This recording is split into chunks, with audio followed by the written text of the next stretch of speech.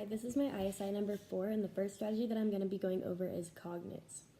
So it's cognate strategies. So what they are is pretty much cognates are words that are like look alike and kind of sound alike in Spanish and English. So an example of that would be the word tiger in English is pronounced tigre in Spanish, and it's also spelled very similar. So that's an example of a cognate.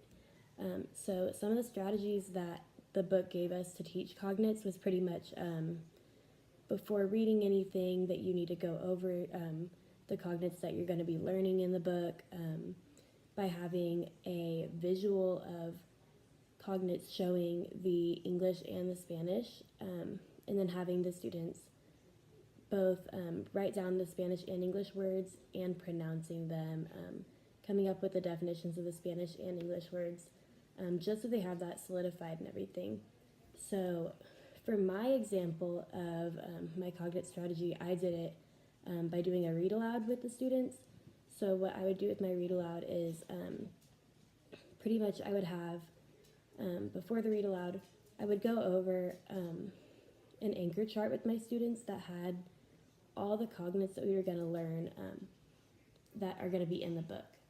And while we're going over the anchor chart, I would have the students first say the Spanish word, and I would have them come up with their definition of the Spanish word that they all know, and tell me the definition of it.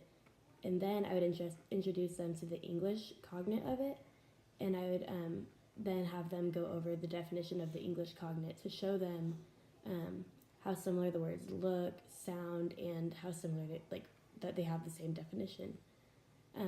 So I would do that first, and then as we were going through the book, I would have different sticky notes in at each page or each time that there's a cognate, and I would stop at the cognate, have the students say the English cognate to it, and then just once again go over the similarities between the Spanish and English words.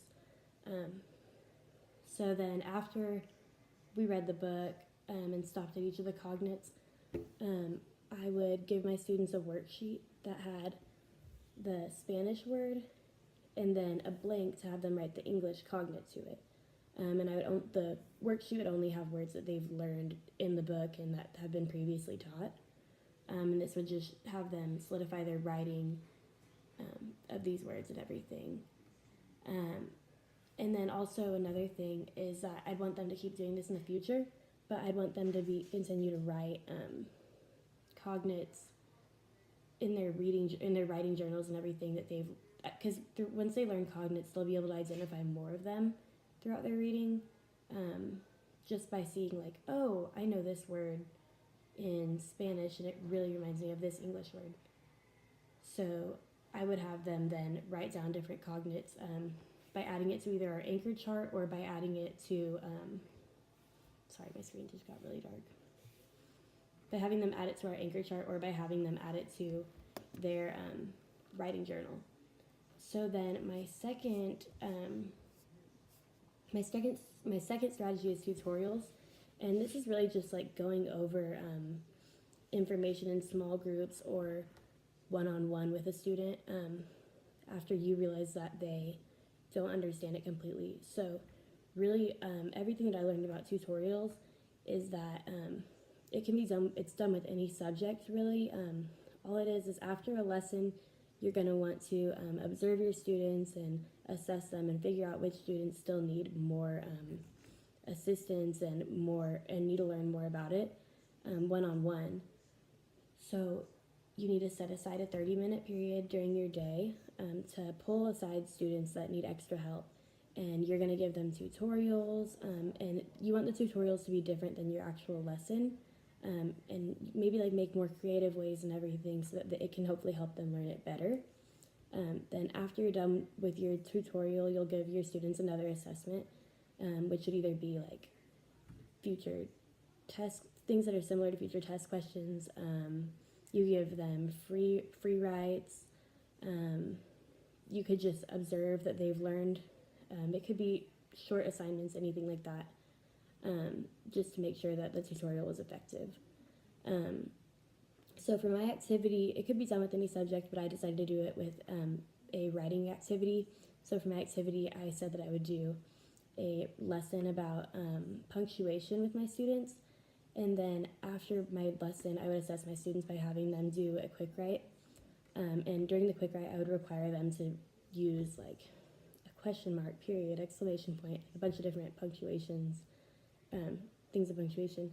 And then I would assess how well they know these things and if they use them correctly. Then students that I think need extra help, I would pull aside during a 30-minute period later on that day. And I would just go over with a new lesson that's different than my old lesson and help them solidify in a small group how they can use how to use punctuation. I'll give them examples, let them use it with me and everything, and just make sure that they really solidify it. And then after I'm done doing my tutorial, I'll give the students pretty much an exit ticket of having them do a quick write, pretty much the same as what they did after the original lesson, where I'd require them to use all these different types of punctuation and make sure that they use them correctly. And I'll assess their quick write again and see if the tutorial helped the students, or if some students still don't get what we're doing and need extra tutorials. So yes, that's my ISI 4.